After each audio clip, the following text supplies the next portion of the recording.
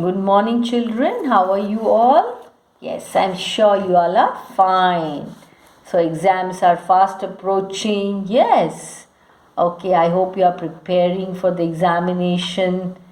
Anyway, I'm sure you are. So, let's begin today's session. Literary devices. Interesting when you read, useful when you write. A figure of speech is a rhetorical device that achieves a special effect by using words in a distinctive way. Figurative language. Language that has meaning beyond the literal meaning, also known as figures of speech.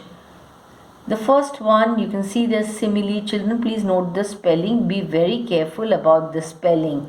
Look at the spelling. What is it? S-I-M-I-L-E. That's simile. What's simile? Let's have a look. Simile is an expression comparing one thing to another using the words like or as. Examples. He ran like a cat lightly and quietly. So his running is compared to the running of a cat. Her blue mood passed as quickly as an afternoon rain shower. So her mood is compared to the afternoon rain shower. Yes, see, my dog is as smelly as dirty socks. So that the dog is so dirty, it's compared to the smelly socks. So in simile involves comparison, comparing one thing to another and using the words like or as. So that's simile. Metaphor is a comparison of two unlike things without using the words like or as. Examples: he was a statue waiting to hear the news. See, that means how is he? He's like a statue, no movements, waiting to hear. That means his movement is compared to statue. Statue has no movements. He also has no movements. Therefore, metaphor. She was a mother hen trying to take care of everyone around her. Hyperbole is an obvious exaggeration or overstatement. You exaggerate something and say, I'm so hungry I could eat a horse. Can anyone eat a horse? No. It means that I'm feeling so hungry that I'm really going to consume good amount of food. That is what it means. So it is an exaggeration, eating a horse. So therefore this is what? Hyperbole. Personification is when a writer gives human qualities to animals or objects. My car drank the gasoline in one gulp. Is car a human being? Can it drink? No, it consumes. Okay, the cat laughed. The newspaper headline glared at me. Can the headline keep staring at you? No. So that is personification. Onomatopoeia is a word that imitates the sound it represents. Crunch, zap, tick-tock, whoosh. It imitates the sound it represents. Imagery is when a writer invokes the five senses. The smell reminded him of rotting tomatoes. The fence was uneven, like baby teeth growing awkwardly. See, the unevenness of the baby teeth is compared to the unevenness of the fence. Foreshadowing. Important hints that an author drops to prepare the reader for what is to come and help the reader anticipate the outcome. That is what is going to happen. Example: a pipe is going to burst, but before it does, the author writes a scene where the family notices a small dark spot on the ceiling but ignores it. Alliteration is the repetition of the same consonant sound in words occurring near one another. Remember, consonant sounds, not vowel, okay? Peter Piper picked a peck of pickled pepper. See the sound P.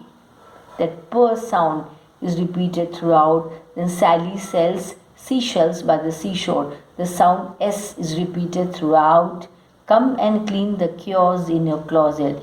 The sound C. K, the come, clean. The K sound is repeated. The big bad bear. See, B sound is repeated. Shut the shutters before the banging sound makes you shudder. the sh sound. So repetition of the same consonant sounds, that is alliteration. Allusion is a casual reference to a famous historical or literary figure or event. If it doesn't stop raining, I am going to build an ark. My sister has so many pets, I am going to call myself Old MacDonald. I was surprised his nose was not growing like Pinocchio's. When she lost her job, she acted like a Scrooge and refused to buy anything that wasn't necessary. Chocolate was her Achilles heel. So reference is made to some historical or literary figure or event. Paradox reveals something true which at first seems contradictory. He was a brave coward. See, brave and coward are contradictory to each other. If you're brave, can you be coward? No. So when you win all the time, you lose. See, win and lose. Can we win and lose at the same time? No. Contradictory to each other. So that is why paradox.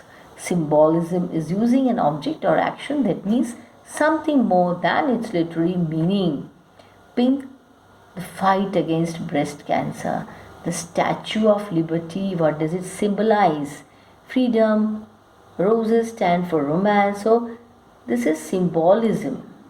Idiom is an expression with a meaning different from the literal meaning of the words. I got cold feet before my speech. What does it mean? That means I was scared. My boss gave me the green light. He's not handing over any light. That means he says yes. Draw the curtains. Can you draw the curtains? No means close. Put the lights out means turn off the lights. Oxymoron, two opposite terms.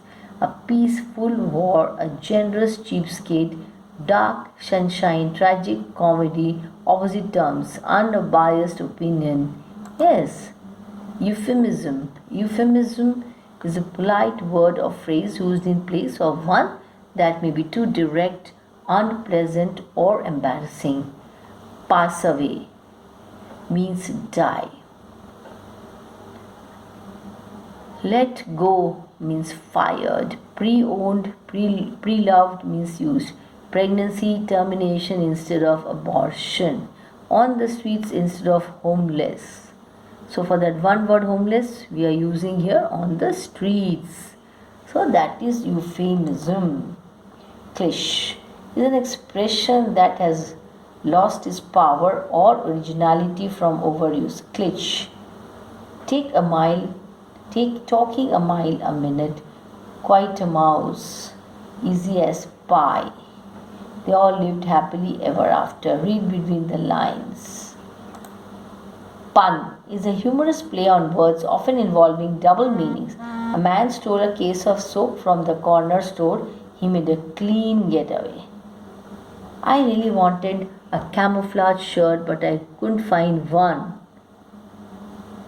The grammarian was very logical. He had a lot of common sense. A bicycle can't stand on its own because it's too tired. A pessimist blood type is always B negative. ANAPHORA. In writing a speech, the deliberate repetition of the first part of the sentence in order to achieve. That means you use it purposely, you repeat it just to give it an artistic effect. That is ANAPHORA. Every day, every night, in every way, I am getting better and better. See the use of every. My life is my purpose. My life is my goal. See, my life is repeated. Assonance. This figure of speech is similar to alliteration because it also involves repetition of sounds. But this time it's vowel sounds that are being repeated. Assonance creates internal rhyming within phrases or sentences by repeat vowel sounds that are the same. On a proud round clock, in white, high, nigh. Fire at the private eye, hired to pry in my business. Here it is a repetition of vowel sound. Yes, it beats as it sweeps, as it cleans. That E is repeated. It is a vowel sound. I must confess that in my quest I felt depressed and restless. Hear the mellow wedding bells. Apostrophe. It is a figure of speech sometimes represented by an exclamation such as "Oh." A writer or speaker using apostrophe speaks directly to someone who is not present or is dead, or speaks to an inanimate object. This is a dagger which I see before me, the handle towards my hand. Come, let me clutch thee. I have thee not, and yet I see thee still. Feet, don't fail me now. Twinkle, twinkle, little star, how I wonder what you are.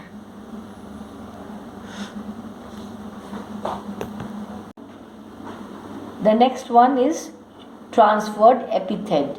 Transferred epithet is when an adjective usually used to describe one thing is transferred to another.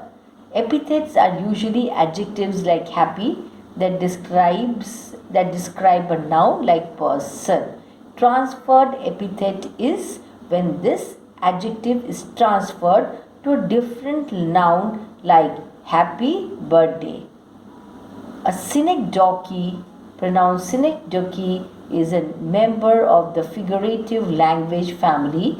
It is an odd word for what is simply using part of a whole to represent the whole. If you said, check out my new wheels. Wheels is an example of synecdoche. That means actually you're talking about check out my car. So instead of saying car, you use wheels. A part of a car in this example, that means you're using a part of it. You're referring to wheels, but actually representing, you're talking about the whole, that is car. Yes. Now, synecdoche versus metonymy. It is easy to confuse synecdoche and metonymy because they both use a word or phrase to represent something else. While a synecdoche takes an element of a word or phrase and uses it to refer to the whole, a metonymy replaces the word or phrase entirely with a related concept. In truth, some synecdoche are form of metonymy. Let's use our example relating to the car again. As we saw, wheels was a synecdoche for car. Another common word for car is ride. For example, let's take my new ride out for a spin. Notice how car has been entirely replaced by what? Ride. You ride in a car. So it's a related word, but it's not an element of a car. Yes. Definition of oxymoron, another figure of speech or poetic device. Oxymoron is a figure of speech pairing two words together that are opposing and or contradictory. This combination of contrary or antithetical words is also known in conversation as a contradiction in terms. As a literary device, oxymoron has the effect of creating an impression, enhancing a concept, and even entertaining the reader. Let's have a look at this. Examples. See some of the examples. Only choice. Only means the only one, then how can there be a choice? Same, difference. If it is same, how can there be a difference? Friendly, fire. How can fire be friendly? Virtual reality. Something is virtual means not real, so then how reality goes with it? Controlled chaos. Chaos is always uncontrolled, but here it is controlled chaos. Freezer, burn. Can anything burn in the freezer? No. Scream. How can scream be silent? Terribly good. Wise, fool. Close, distance. So these were some of the poetic devices, children. Please note down. Otherwise you will forget. I am sure you will forget. It's not that easy to remember all. So if you note down, time and again, you can keep revising and reading. So this is your assignment. Please note down and go through all the poetic devices. Exams are approaching. That's all. Thank you.